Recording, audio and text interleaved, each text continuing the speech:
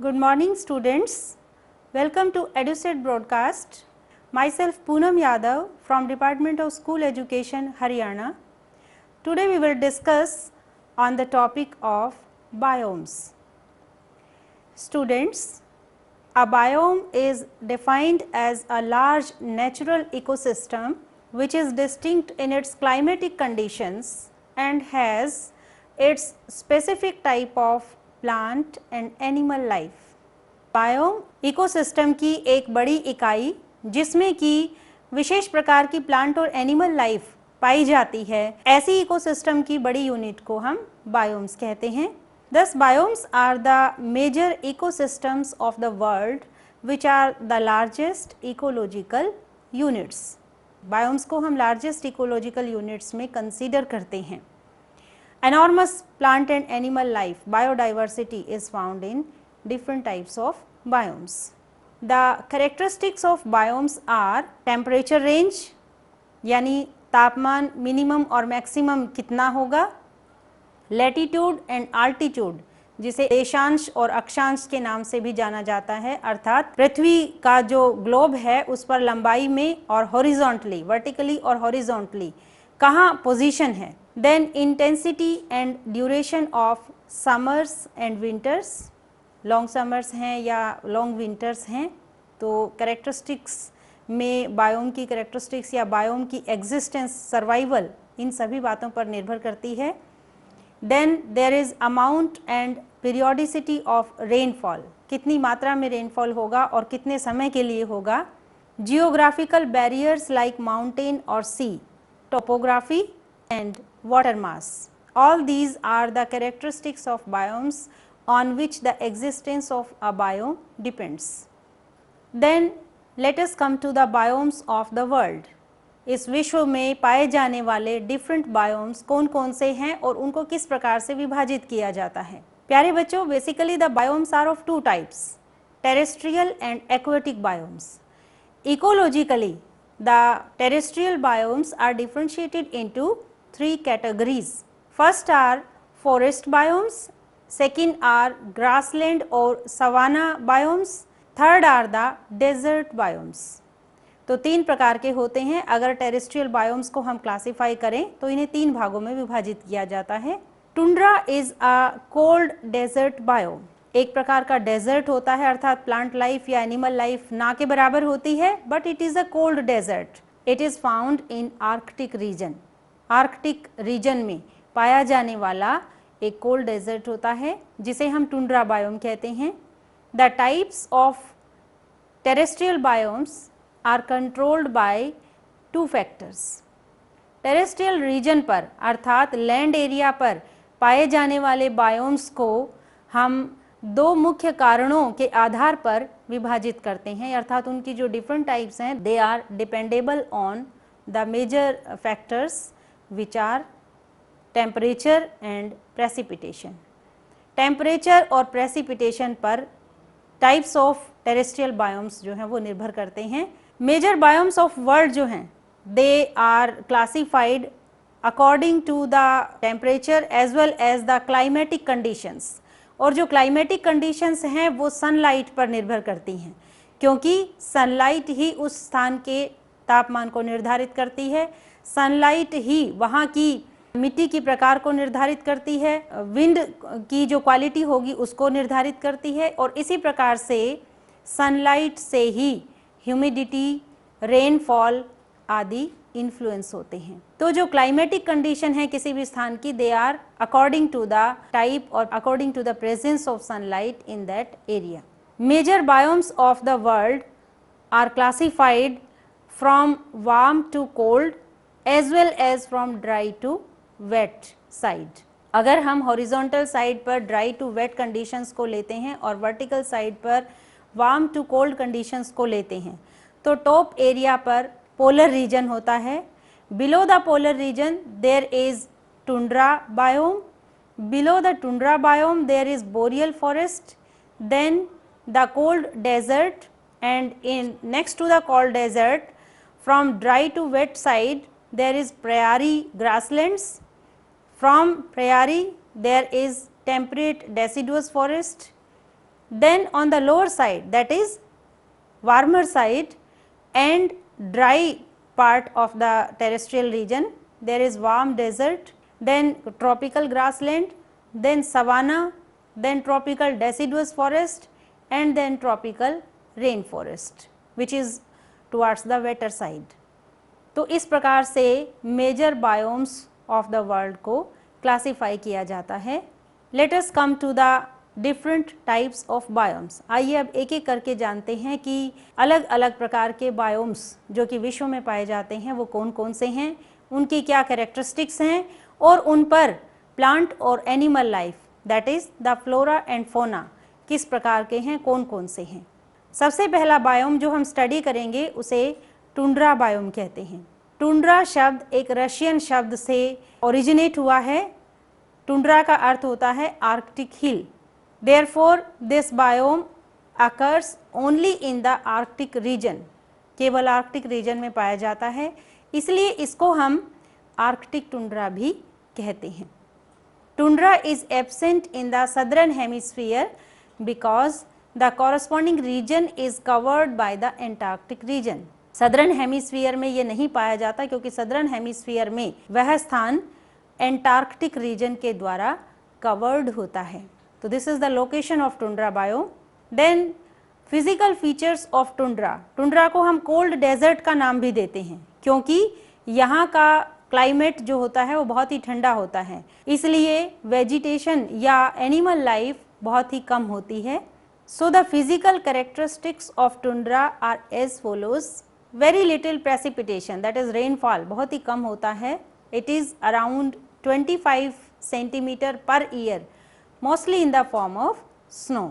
लगभग सारा साल बर्फ गिरती रहती है और रेनफॉल बहुत ही कम होता है. The area is covered by snow for most of the year. कम बारिश होने के कारण, अधिक ठंडा होने के कारण इस स्थान पर अधिकांश समय बर्फ जमी रहती है. The winter temperature goes down to -30 to -40 degree Celsius. सर्दियों में जो तापमान होता है वो -30 से -40 डिग्री सेल्सियस तक भी चला जाता है. Summer is of short duration. बहुत कम समय के लिए गर्मी होती है. Hardly from 45 to 75 days.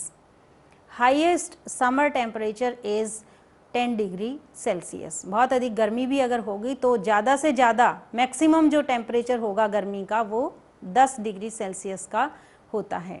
The terrain is plain with gentle slope, has cracks where marshes and ponds are formed during the summer. तो बिल्कुल सपाट एरिया होता है, थोड़ा बहुत स्लोप होता है और गर्मी के मौसम में बर्फ़ के पिघलने के कारण बीच बीच में क्रैक्स आ जाते हैं जहाँ पर कि पोन्ड्स या मार्शेस बन जाते हैं. Life in tundra is very scarce. That is both animal life as well as the vegetation does not exist, is negligible in this biome and therefore it is also called as cold desert. Only those plant grow which either complete their life cycle in summer or can remain alive even when covered by the snow for 8 to 10 months. केवल वही पौधे, वही vegetation survive कर पाती है जो या तो गर्मी के मौसम में उगते हैं या जिनका जीवन काल गर्मी के मौसम तक ही सीमित होता है, या ऐसे पौधे ग्रो कर पाते हैं जो सर्दी के कम तापमान में स्वयं को सर्वाइव कर लेते हैं. And the plants are mostly shallow rooted, अर्थात उनकी जड़ें बहुत छोटी होती हैं जो ज़्यादा गहराई तक नहीं जाती. Then among the vegetation mosses and lichens show best development in the area. ज़्यादातर मॉसेस या लाइकन्स की ग्रोथ होती है. The common moss is sphagnum जिसे बोग मॉस भी कहा जाता है. And the most common lichen is cladonia या इसे रेंडियर ग्रास भी कहा जाता है. Other plants growing in tundra are grasses, dwarf willows etcetera. Plants possess xerophytic characters क्योंकि कोल्ड कंडीशंस होती हैं.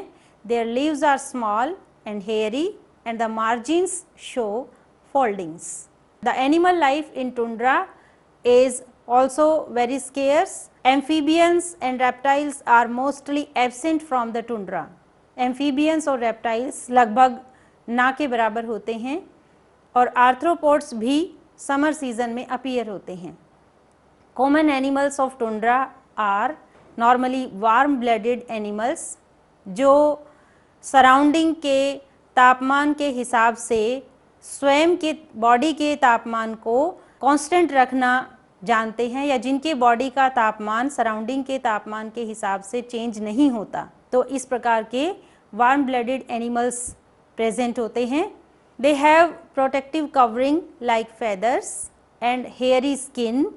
The thick layer of insulating fat is present below the skin. Skin के नीचे एक फैट की मोटी लेयर प्रेजेंट होती है जो शॉक एब्जॉर्बर का काम भी करती है और जो तेज सर्दी या तेज गर्मी से प्रोटेक्शन प्रोवाइड करती है। The main birds of tundra are snow owl and snow grouse. Main mammals are polar bear, arctic fox, reindeer shrew, etc. Various water birds also visit the area during summer. Some animals live in caves during the winter season, while the others migrate to less temperate area. Tundra is highly delicate and a fragile biome. कहने का तात्पर्य ये है कि अगर कोई minor disturbance हो जाता है तो उसे रिकवर करने में बहुत लंबा समय लगता है। नेक्स्ट बायोम है forest biome. Forest biomes are those biomes which possess densely growing trees having a closed canopy of forest community formed by the cover. तो ये इस प्रकार के बायोम्स होते हैं जिनमें पेड़ों की संख्या बहुत अधिक होती है। And canopy is a part of woodland और forest community which is formed by the trees.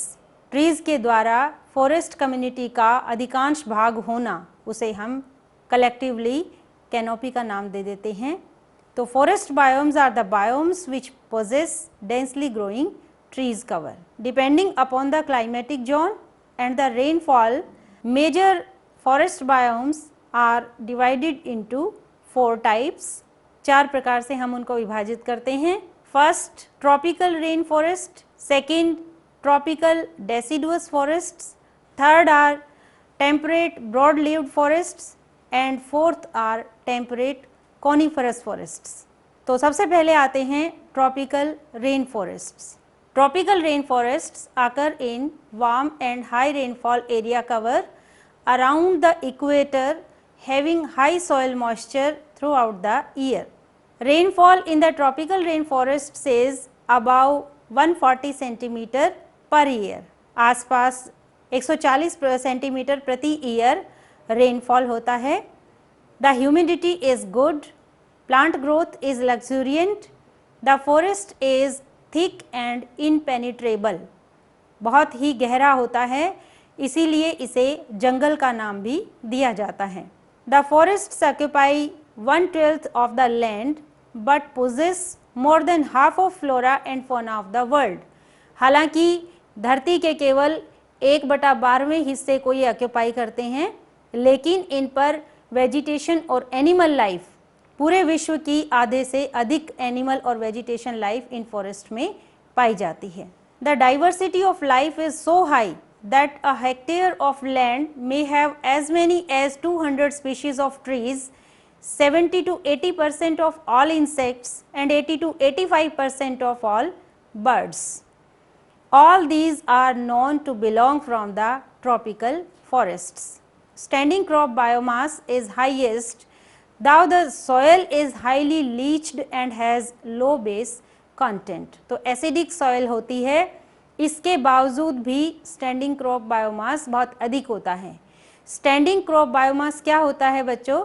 It is the amount of living material present in an ecosystem or a biome present at any time.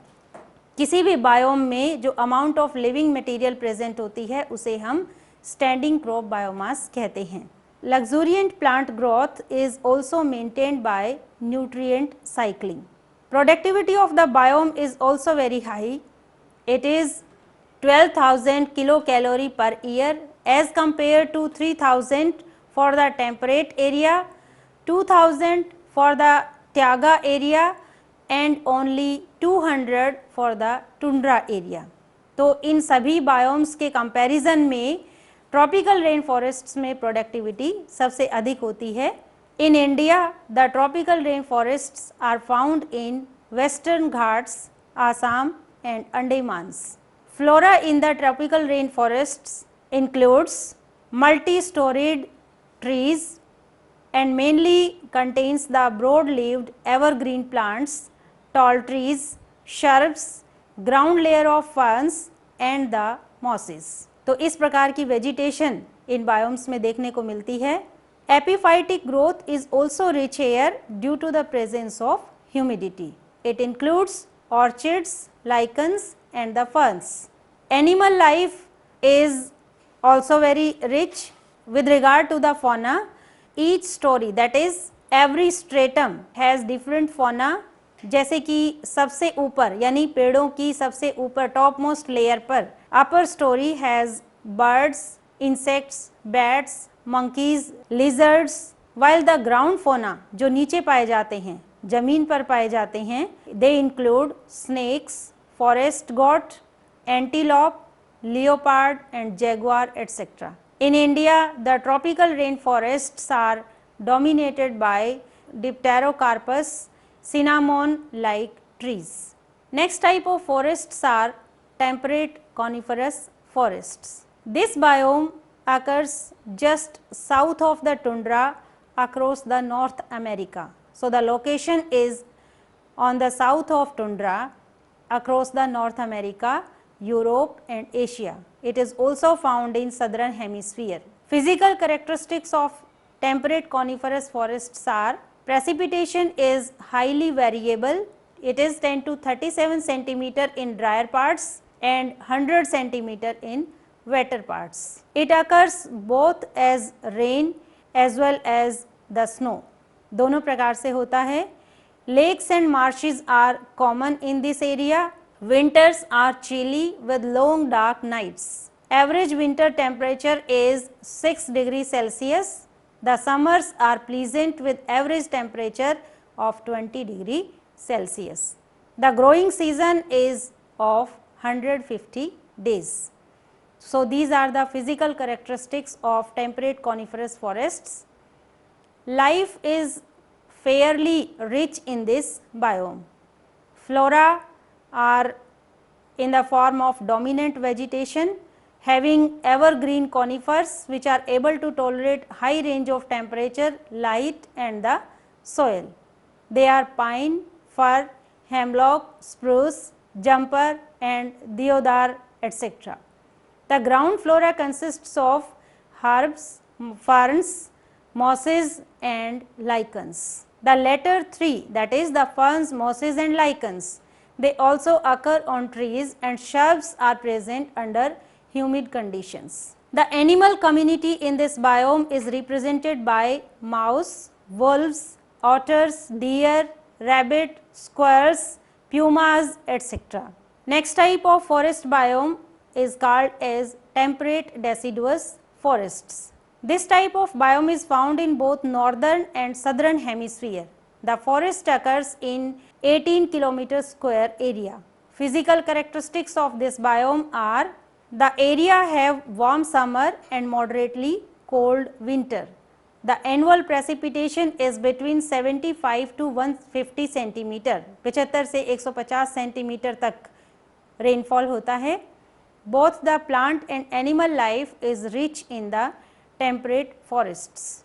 Among the flora, the dominant climax vegetation consists of broad-leaved hardwood trees like oak, elm, maple, beech, poplars etc. तो plants में ये सभी varieties होती हैं trees की.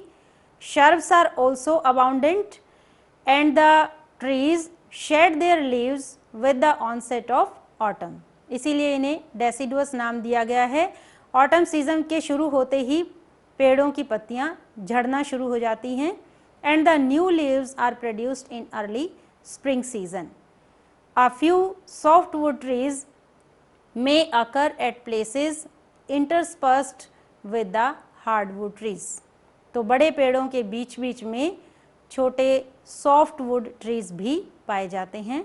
Where the conditions are favorable, a 4-storied forest is formed. 4-storied forest का अर्थ है कि जंगल में 4 प्रकार के पेड़ों का होना।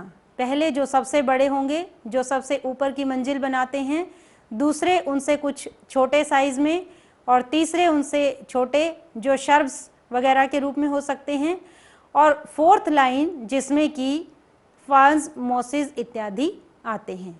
तो इस प्रकार से टेम्परेचर एंड ह्यूमिड कंडीशंस के फेवरेबल होने के कारण 4-storied फॉरेस्ट का फॉर्मेशन होता है। The top stratum is occupied by trees reaching the height of 30 to 40 metres. सबसे ऊपर का जो स्ट्रेटम होगा वहाँ पर पेड़ों की जो हाइट होती है वो 30 से 40 मीटर तक भी जा सकती है। उसके पश्चात there is understorey of small trees. दूसरा नंबर उनसे छोटे पेड़ों का होता है। An intermediate stratum of shrubs and a ground stratum made of herbs, grasses, ferns, mosses as well as the lichens. Among the animals, the animal population includes frogs, opossums, raccoons, foxes, deer and bear, etc. Next type of forest is called as tropical deciduous forest. This is the 4th type of forest biome. Climate in this biome is warm with alternate wet and dry periods. The rainfall is about 90 to 160 centimeter. Vegetation includes broad-leaved trees which shed their leaves during dry season. तो उसी प्रकार के पेड़ होते हैं जिनकी पत्तियां dry season में झड़ जाती हैं ताकि ट्रांसपीरेशन कम से कम हो और वाटर उनमें स्टोर होकर रहे। कॉमन जो ट्रीज इस एरिया में, इस बायोम में पाए जाते हैं उनमें है दलबर्जिया, bombex, खैर, sandal, teak, etc. In India, these forests occur in both plains as well as the low hilly areas of south. Then the next type of biomes are grassland or savanna biomes. These biomes are having abundant growth of grasses. Grassland biome जैसा कि नाम से ही प्रदर्शित हो रहा है, यहाँ abundant growth of grass होती है। They differ in the presence or absence of scattered shrubs and trees. किसी प्रकार के ग्रासलैंड बायोम में शर्ब्स की ग्रोथ बहुत अधिक होती है, लेकिन कुछ जो ग्रासलैंड बायोम्स हैं उनमें there is scattered growth of shrubs as well as the trees.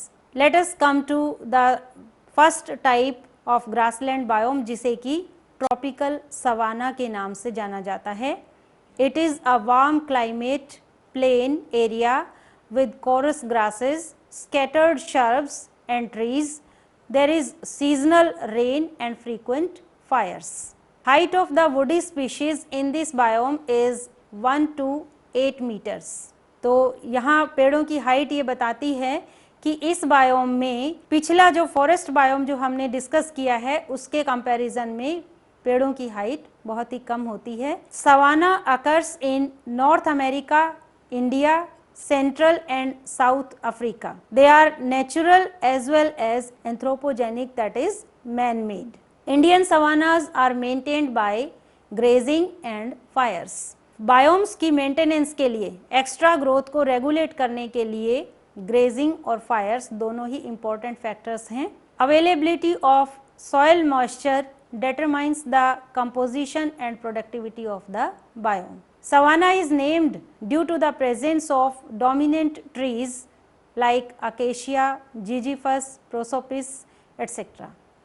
The common grass present in this biome is dichanthium, cankerous, etc. Many of the trees found in savanna also perform the C4 type of photosynthesis, which is helpful in maintaining high productivity even under conditions of low moisture. Low moisture हो या अधिक तापमान हो, C4 plants की ये quality होती है कि अधिक तापमान पर भी वो फोटोसिंथेसिस की प्रक्रिया कर लेते हैं जो कि C3 प्लांट्स में रिवर्स हो जाती है। Hoofed herbivores are quite common. Animals include antelope, zebra, giraffe, goat, rhino, elephant, etc. Next type of biomes are another grassland biomes. In the grassland area, the grasses are dominant with non-graminaceous herbs, mostly the leguminous type, having scattered bushes and occasional trees. This type of biome is dominant only in the grasses.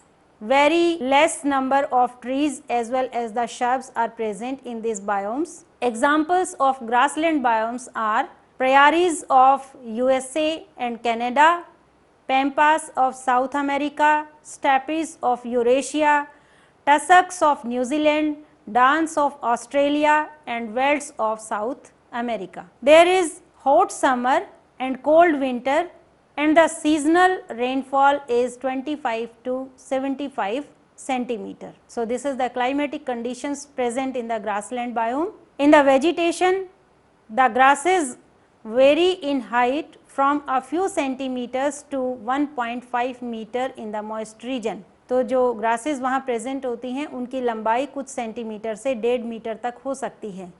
The shoot biomass is 50 to 100 grams per meter square.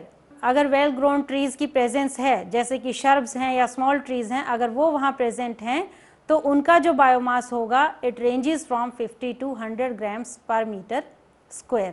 Primary productivity is the amount of energy accumulation in the green plants through the process of photosynthesis. पौधे जो photosynthesis की प्रक्रिया के द्वारा अपने अंदर energy accumulate करते हैं, उस एनर्जी को प्राइमरी प्रोडक्टिविटी कहा जाता है. तो ये जो प्राइमरी प्रोडक्टिविटी है it is related to the rainfall.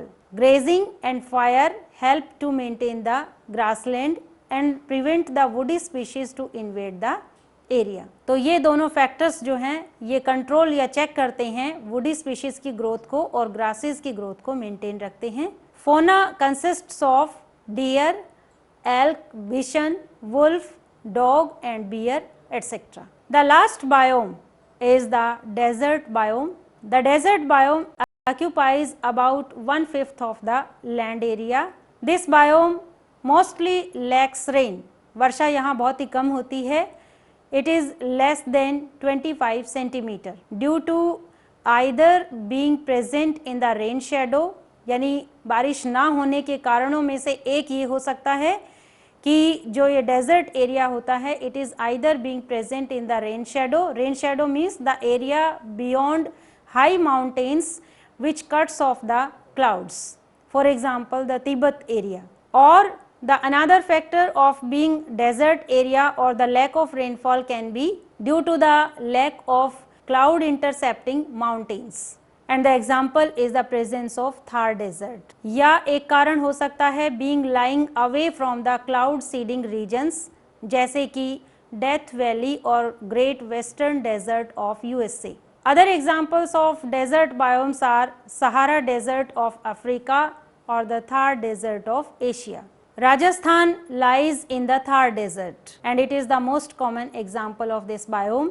Much of these lie around the Tropic of Capricorn or the Tropic of Cancer between 15 to 350 degree latitude in both the hemispheres. Desert can be cold like Tibet or Gobi, or it can be hot like Thar and Sahara. In the true deserts, the rainfall is less than 12 centimeter per year, while in the extreme desert conditions it is even less than 7 centimeters per year. Whether it is cold or hot desert, the evaporation exceeds 7 to 50 times the rainfall. यानी वर्षा तो बहुत कम होती है और evaporation बहुत अधिक हो जाता है. Therefore, the ground is sandy or the rocky type. इसलिए वहाँ की जो ज़मीन होती है वहाँ या तो मिट्टी होती है या चट्टानें प्रेजेंट होती हैं. Vegetation is very scanty. It consists of 3 types of plants. Vegetation में 3 तरह के पौधे हो सकते हैं. पहली प्रकार के जिन्हें एफीमेरल्स कहा जाता है या इन्हें शॉर्ट लिव्ड एनुअल हर्ब्स भी कहते हैं, which grow during the period when sufficient moisture is available. जिस समय वर्षा होती है या मॉइस्चर की प्रेजेंस होती है केवल उसी समय तक इनकी ग्रोथ सीमित होती है. दूसरी प्रकार के जिन्हें कैक्टाई कहते हैं या अदर सकुलेंट जीरोफाइट्स जैसे यूफॉर्बिया है, which are able to conserve और स्टोर वाटर. तीसरी प्रकार के डीप रूटेड शर्ब्स हो सकते हैं या स्मॉल ट्रीज हो सकते हैं which are able to obtain water from the water table. जमीन में जो पानी का लेवल है वहाँ तक जिनकी जड़ें जाकर पानी को एब्जॉर्ब कर सकती हैं, इस प्रकार के पौधे होते हैं जैसे कि प्रोसोपिस है। Common grass is कैंकरस।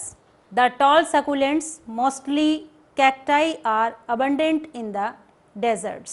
In the animal life, animals are desert rat, fox, jackal, cat, rattlesnake, coral snake, lizards और lizards में जैसे कि गिला मॉन्स्टर या horned lizard, इसी प्रकार से spiders, locusts, ants, a number of birds like swifts, swallows, quails and doves etc.